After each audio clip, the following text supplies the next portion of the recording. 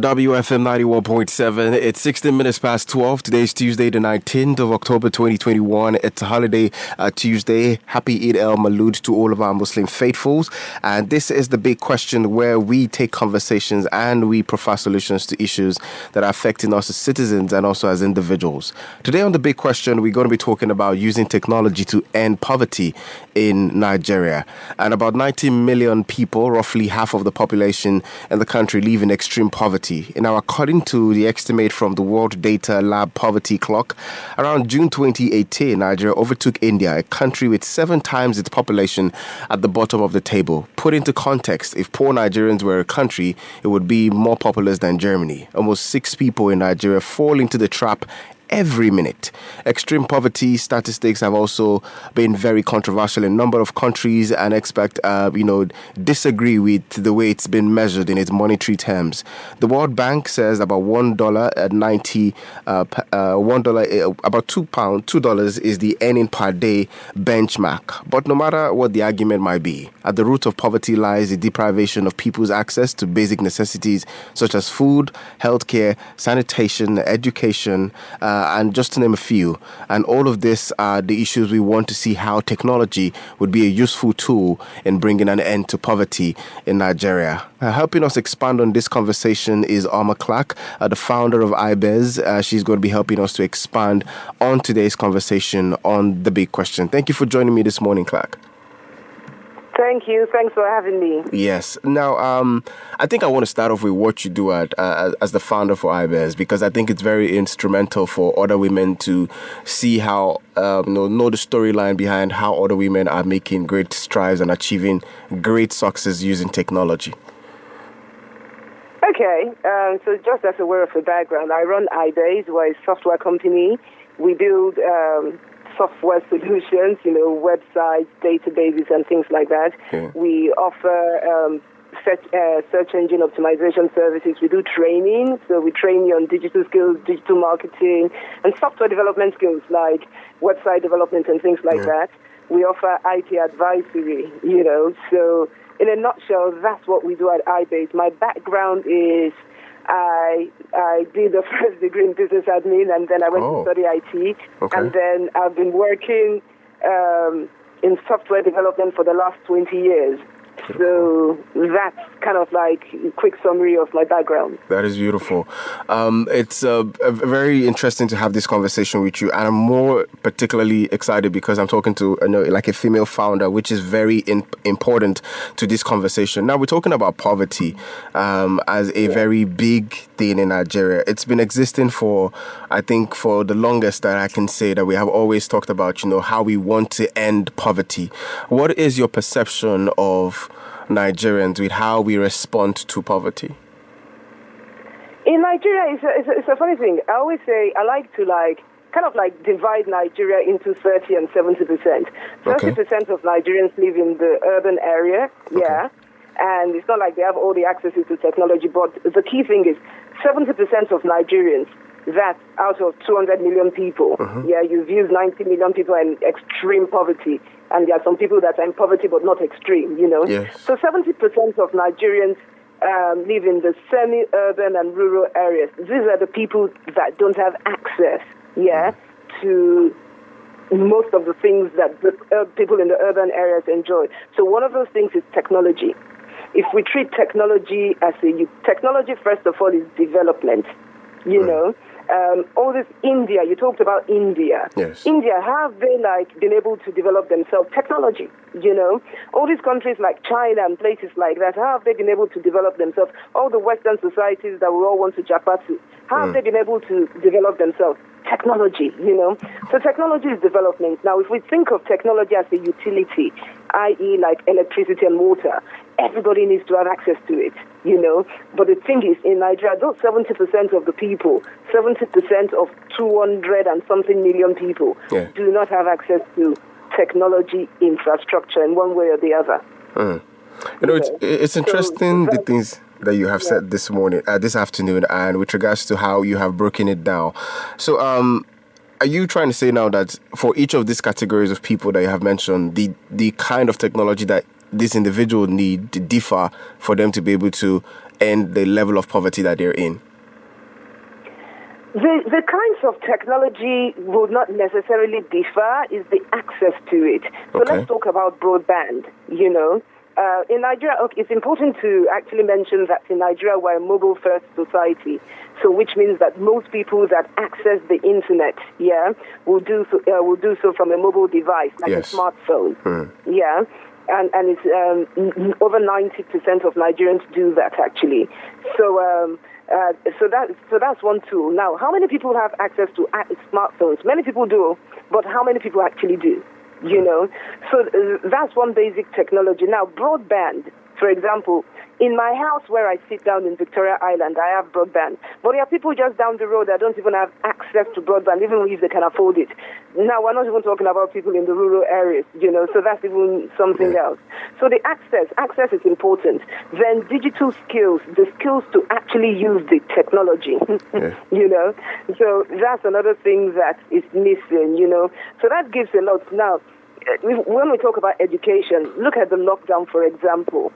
People were at home. They couldn't do many things. If we talk about students, primary school students, secondary students, secondary school students, the people that benefited from having access to technology to access education were the people that had the money in the urban areas mainly.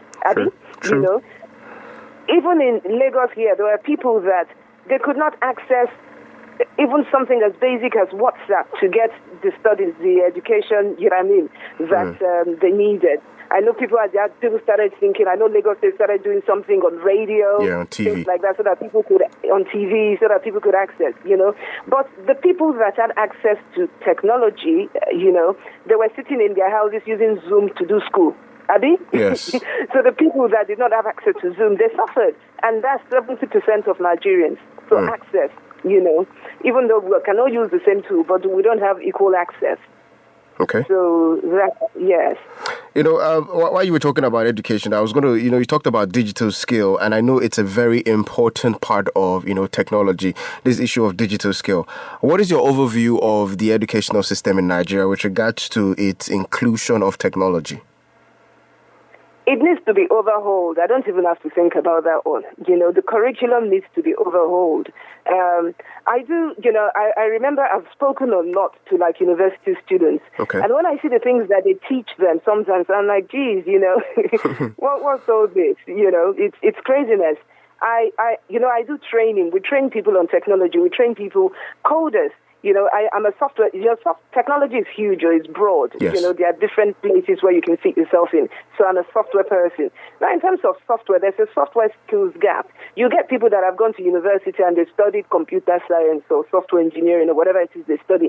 They still don't have the skills that we need, because when you look at what they are taught, it's not. It's like they're teaching them things from the God knows what century, when we're in the 21st century. So we're not teaching people about the relevant skills.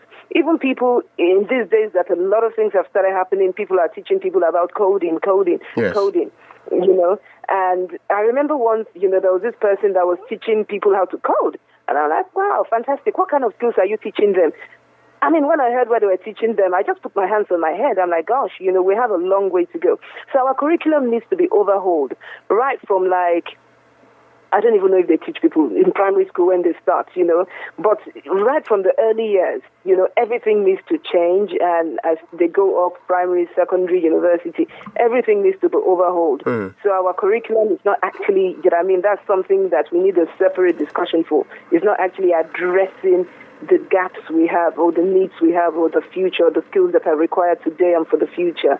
So we need to do something about that. Yeah. You talk about the fact that, what is being taught in some of the tertiary institutions is totally different from what is the skills that are being needed outside. Of how... Yes. Is there because I'm always concerned about this particular one, because the university, quote and unquote, is always called a place of learning. There are professors and there are all of these very great minds who have gone around the world to get their degrees. Why are they not making the deliberate effort to see that, okay, these things that they teach currently are no longer applicable in today's world? Do we need to do like a total educational reform, or this is a function of the individuals who are there and they don't even have these skills themselves? They don't have the skills themselves. So I think a total, yes, education with regards to technology education now needs to be, there needs to be reform. Why they don't have the skills or are not teaching the skills, being that I'm not in the education sector, I can't actually answer for them. But, when you look at the curriculum, you look at the people that are produced, you look at what they've been taught, it needs to be changed. A lot of these people, they still come out of university and they have to go and start doing a lot of self-learning, to teach themselves proper coding languages, to teach themselves about software development, and things like that. So the education sector, the curriculum, it needs to be totally looked at and overhauled. Maybe they need people that are in industry to work with them. There might be, I suppose a lot of issues with universities, strike all the time. Maybe they have funding issues. I cannot speak on their behalf, but there may be so many things limiting them, so they are, really lagging behind in very many ways. And if we need to be on par, we need to eradicate poverty, then we actually need to be doing something about that. This is the big question on Women Radio 91.7, 27 minutes past 12. If you're just joining the conversation, we'll open the phone line shortly. We're talking with regards to using technology to end poverty in Nigeria. I'm speaking with OMMO Clark, who is the founder for iBiz, and we are talking about using technology to end poverty in Nigeria. The phone line would be open shortly, but you can save it up on 07000 917 917, or better still, you can send us a text or a WhatsApp message on 070 317 56537. One of the major issues that I think we have with poverty is with regards to data collection. We do not even have a very consistent data. How can the government approach the issue of using proper data collection to be able to, particularly, in the issue of healthcare, for example? Now, we've seen how certain groups of people are deprived from getting certain level of access to healthcare because, there is not enough data to go around. And look at Africa at large. The whole of Africa has not vaccinated up to 4% of its population. And there's still so many reasons why to that effect. So how can we use data as a way to end poverty? Data is crucial. Data. All right, we'll try to connect back with Omar right now. This is still the big question on Women Radio, WFM 91.7, 28 minutes past 12. And you can be part of this conversation. You can call the studio line on 07000 917 917 to be part of the conversation here this afternoon. My name is Daniel Adaja. While we try to connect back to Omar Clark, we were speaking with regards to, how important it is where we are right now as a country with regards to the level of poverty. How much impact, the inflation has had, and the fact that, our educational system needs a total overhaul. There is a huge rise in digital skills that are needed by both, both young and old. And like Omar said, she spoke with regards to the fact that, there is a huge gap with regards to the access to these technologies. All right, great to have you back, Omar. Thank you. Yes. Thanks for having me back. Yeah, we're talking about data. Yes. So data is information. In Nigeria, unfortunately, and it's not just the government, across board, we've not caught up with properly capturing data and properly managing data, processing data, and using it for decision making. But data is key. They say data is gold. Information is gold. So with the right data, I think with the government, they have pockets of data. They are trying small, but not nearly enough. Different people collect different data for different purposes. You talked about the healthcare. Yes.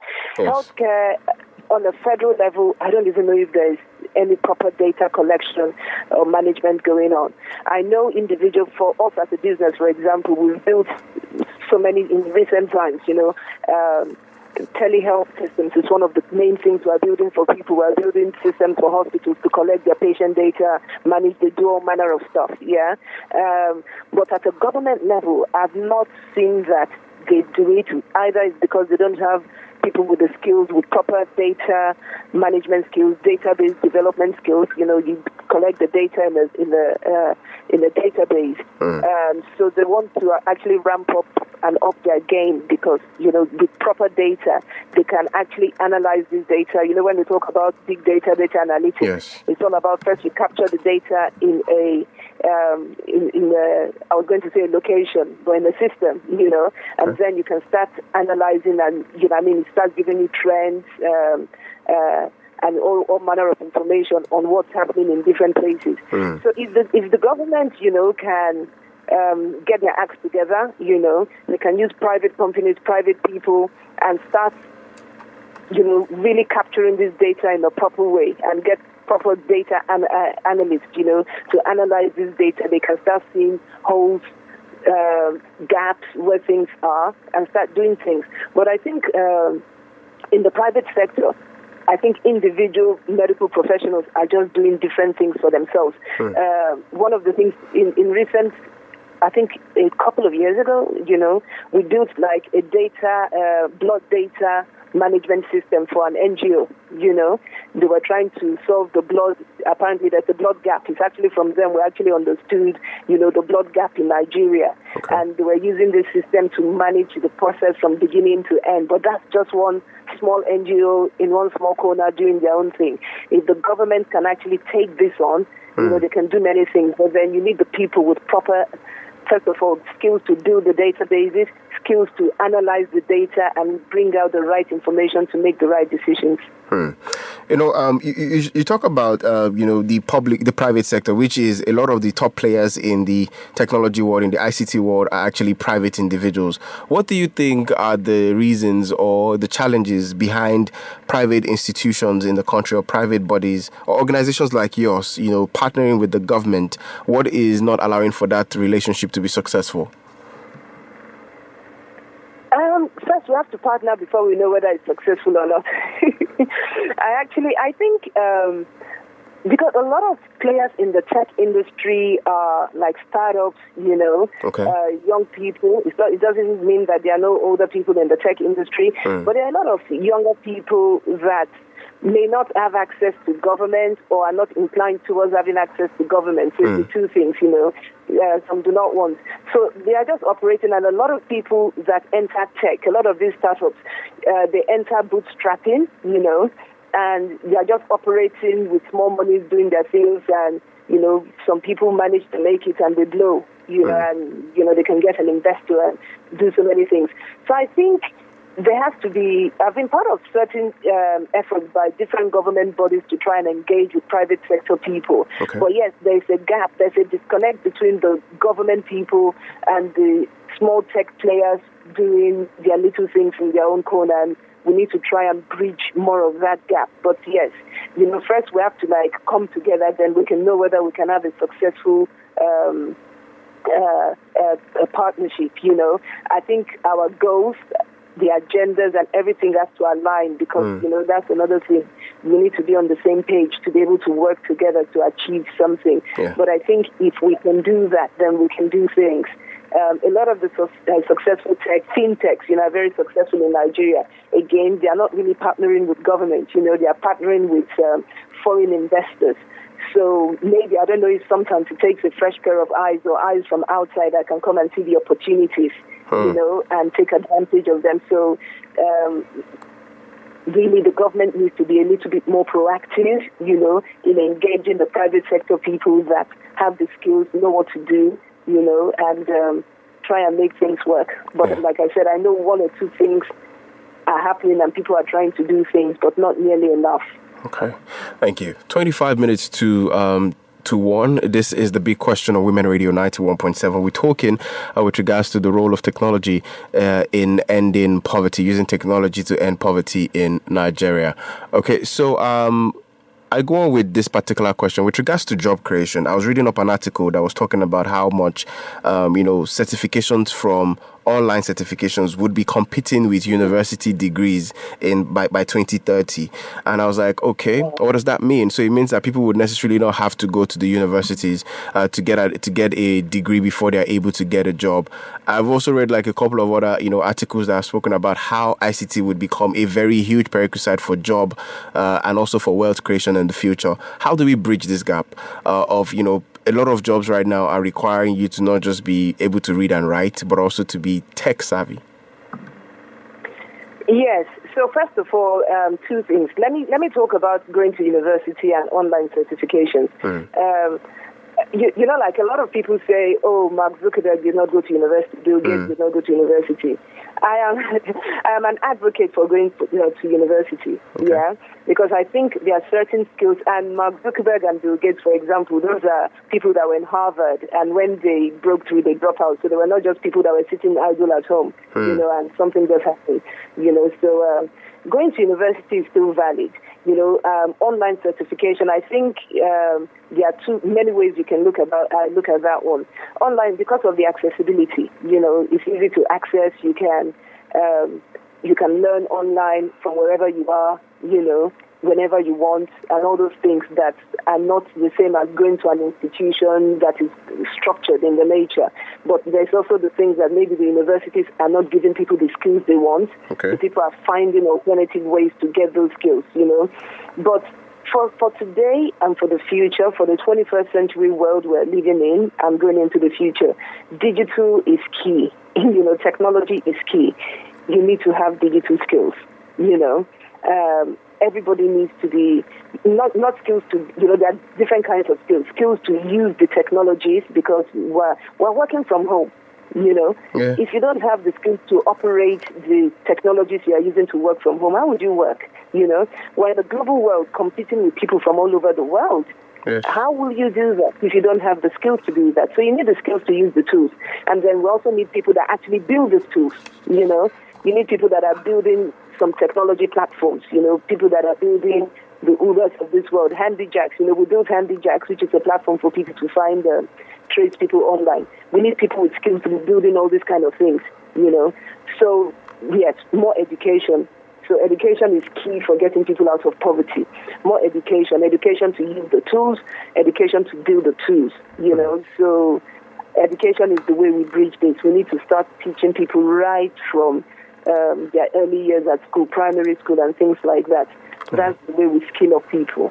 Yeah, thank you. This is still the big question. We're talking with regards to using technology to end poverty in Nigeria. I want to talk about the girl child right now. By statistics, we've seen how the girl child has always been deprived in certain communities of our country today. We still have a large number of girls and women, girls who do not have access to basic education from from different angles that have contributed to these issues. How important is it for us to ensure that the girl child has access to technology? It's very, very important. I think you must have heard the popular saying, now I'm going to paraphrase, if you train a woman, you train the community. Yes, sir. Abby? Yes, ma'am. I think that's what it says. So it's very important for everybody to contribute, everybody to have equal access, everybody to be at that table where decisions are being made, Yeah. If the girl does not have education, who is making the decisions? There will be people making decisions for her and for communities, for things that affect her. So it's key for girls to be trained. I'm not going to say I'm a feminist on this show, but I'm an advocate for equality of access, equality of rights for everybody, including girls, from wherever they are. And it's sad that in 2021, we still have girls that are deprived, of access to education and technology and everything else that they need. Talking about technology and also talking about education as it affects, the lives of every Nigerian. When you meet an individual who feels like, this technology is like a new school kind of thingy, it's not for, I'm old, I should not be, you hear people say this, I hear people say this kind of thing. How do you best respond to that individual to make them understand that you have to understand that this technology is definitely going to give you better access to things, it's going to help you to do things differently? You see, during the lockdown last year, yes. One of the things we found out as a business, and I think a lot of people over, is that a lot of in Nigeria, for example, in my sector, a lot of the people that were coming to us to build even things as simple as websites, were women-owned businesses. You had women that had been in business for years and years. They were doing well, not even like poor businesses. Businesses turning over ₦1 billion per annum. Suddenly lockdown came, everything shut down, business shut down.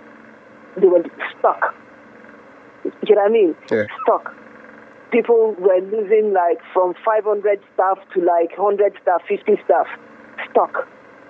Now scrambling, how do we how do we work with this, how do we work with that, what do we need to use, because they were just not focused on tech. And, a lot of, and there were women-owned businesses just like operating. So it just shows you how important it is, If you are a woman and you think there's no past age, today we're training a lot of people. A lot of people we train are women in their 50s, 60s, how do I use tech? How do I use Facebook? How do I open XYZ accounts? So there's no age limit for tech. And there's no gender barrier for tech either, In the sector that I work in, which is software, my popular thing is that a code is gender neutral, which means that a code doesn't know whether it was written by a man or a woman. It's just code. And if it works well, it works. So there's no barrier at all. Obviously, the earlier you learn, the better for you. That's why we should start teaching girls from when they are young, to start understanding technology, adopting technology, but there is no barrier. In a lot of communities, not just Nigeria, one of the things is that this incorrect perception about technology that it is difficult, it's a man's thing, So we need to start breaking down some of those barriers, the way women are socialized and exposed to these things from home. This one is not man job, or this one, there's nothing like man job, woman job, So right from the home, the parents need to start with it and start exposing their girls to tech. When they go to school, they're exposed to tech, But even if you reach an age where you're thinking, I'm too old for tech, you're never too old, Yeah.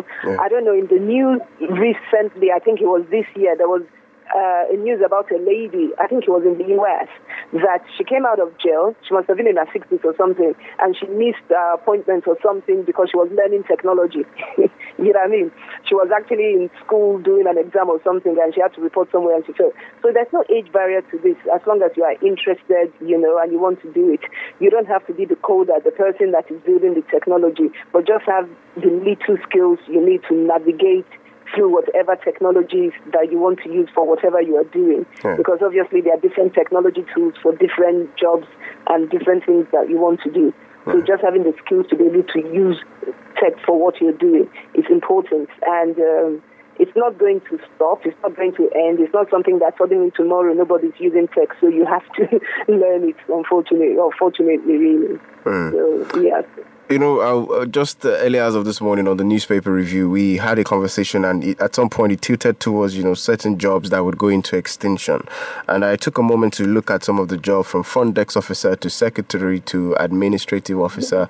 And I was looking at all of these jobs that most likely would go into extinction. And a lot of women are occupying this, this particular positions in various organizations.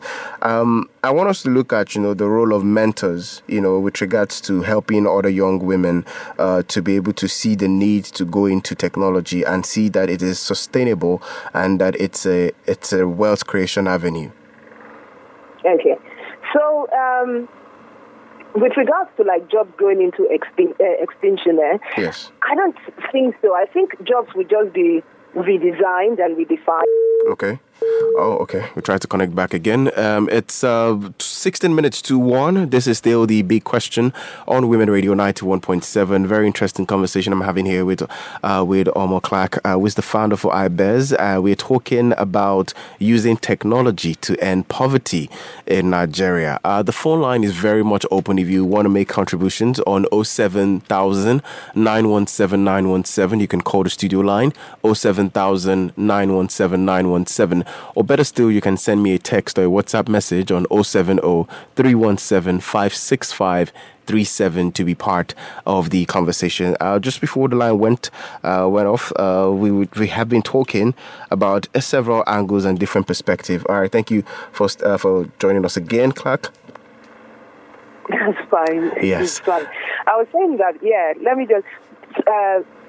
jobs will be redefined. The nature of how the jobs are done will be redefined. So for a secretary, for example, you can become a virtual assistant. Even now, not just working for one person, working for millions of people all over the world.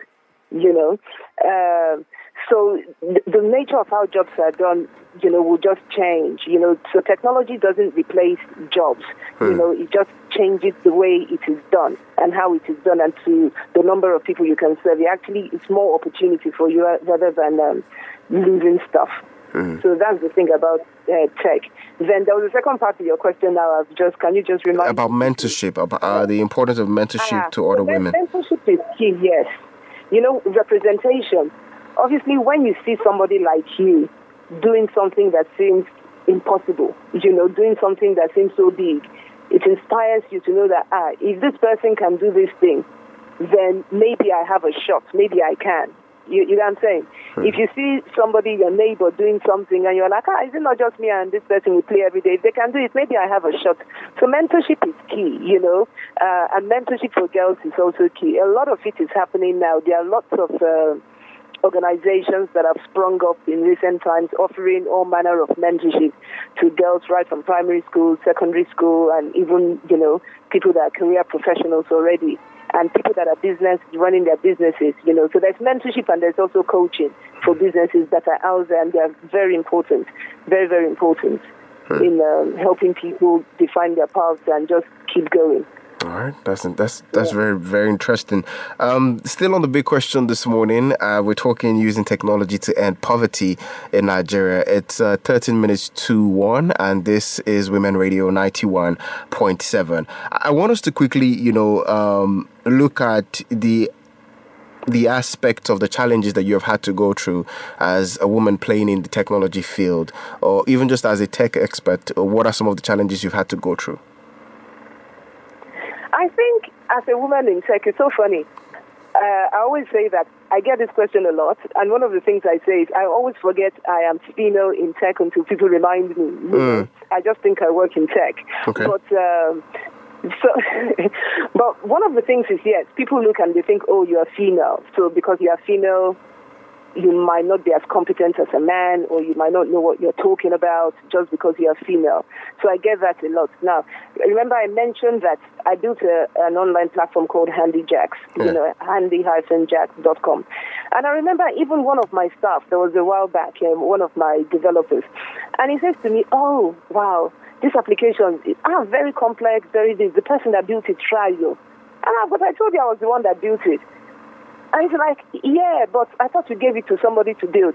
I'm like, why would I give it? I'm telling you I built it. You're saying I gave it to somebody because he thinks because I'm female, and this is my staff. He thinks because I'm female, it couldn't have been me that had done this. So that's one of the challenges, because of just my gender, people would think you are less capable. So I think that's one thing that a lot of women in tech face. Just that thing, and people underrating you, are not valuing your opinion and your contributions. And there's also a lack of visibility, I think, for women that work in tech. So people are always surprised, and they're like, oh my gosh, you work in tech? I remember speaking to somebody a long time ago. I've never seen any woman that works in software development. And I'm like, really? There are a few women, but we're not that many, but we are there. How do we make that? How do we expand the strength of the women who are currently in the tech space? I know you now. I know a couple of people. I know Blessing Aben. I know a couple of other women who are playing in the tech space right now.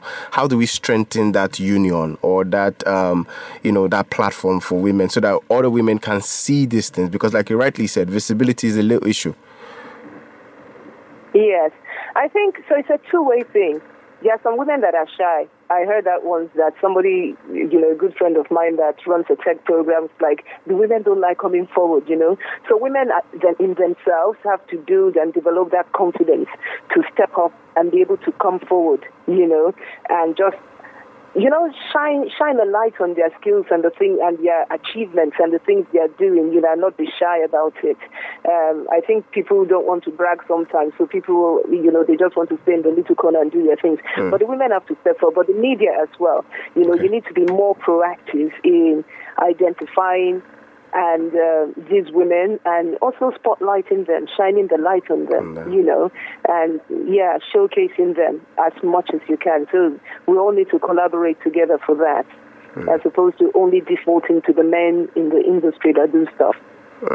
That's very interesting. We have about 5 more minutes before I let you go this morning, and I'm grateful that we're talking about this issue of technology and how it can end poverty. let's look at the margins right now. In terms of, we're seeing a lot of younger people. You spoke about startups earlier, bootstrap, where boot camps, where a lot of young people are taking advantage of this opportunity. What would be your advice to a young person right now who is contemplating, going in the direction of maybe finding a career path in ICT or even in information technology? Okay. So information technology, ICT, is very, very broad. It's incredibly exciting. It's very creative. There are different paths to it, different paths. IT, you can go into networking, you can go into software development, you can go to system administration, database. You just find your path. There are so many paths. If I use my own area of tech, which is software development, as an example, there are so many disciplines, so many career areas you can go into. For people, especially women, that incorrectly think that software development is mathematics, it's so difficult, they won't be able to do it. It is not at all. A software developer is not necessarily a coder. A coder is a software developer, but you also have business analysis, you also have design. People talk about UI, UX design, yes, which is, very creative in itself. You don't have to code. You are just designing. Then, even in design, you have the logical part, the physical part, It's a very creative thing. You have system testing, paying attention to detail, quality assurance, all those kind of things where you're finding bugs and things that are wrong in system. You have application support, which is supporting the end users of the application. If you like talking to people, you're very social, you know what I mean? And you like tech, but you don't want to be a coder. These are areas, software project management, So different areas you can go into in tech. You just, find your path. And again, so they're different. You don't even have to be the builder of the system. Just even navigating people through using the system, helping people. Content creation is a big thing these days. We know that everybody wants someone to help manage my social media, yes, help me with this, help me with that, help post, do my videos for me. So content creation is also a big area you can go into. So find your path. Once you find your path, then you will go with it. Like I said before, technology is not going anywhere. These days, technology we use in all aspects of our life, from entertainment to just sitting at home, medical, everything. So it's not going anywhere at all. Just find your place in it, find what is aligned with your passions, as it were, and then, you can go with it. You can be the person that has the big idea, you want to do the handy jacks, but you don't want to code. Fantastic. It's also you are also in tech, so you'll be running it. You're in management, but you have people like me build the application for you that you are using to run your business. They'll also call you a person in tech. You know what I'm saying? So yes, find your path. Thank you so much for taking time to speak with us. One last personal question, which is directed to you, is what is something you want? What is now for you? What is next? And what is something you want to do that you have not done? Now for me is actually, one of the things that I'm very focused on, to be honest, at the moment. Oh gosh, there are so many things. I'm like, this question now is like, we'll be here till tomorrow. So Handy Jacks, that platform, I built that platform ages ago, and it's an amazing platform, but we've not had a lot of visibility and usage. So actually now for me, in my office is visibility, increase usage, So that's now for me. I do a lot of training. So I'm training people a lot these days on digital marketing. Digital marketing is broad, there are many aspects. People will be thinking social media marketing, and it's a lot more than that. So that's actually now for me.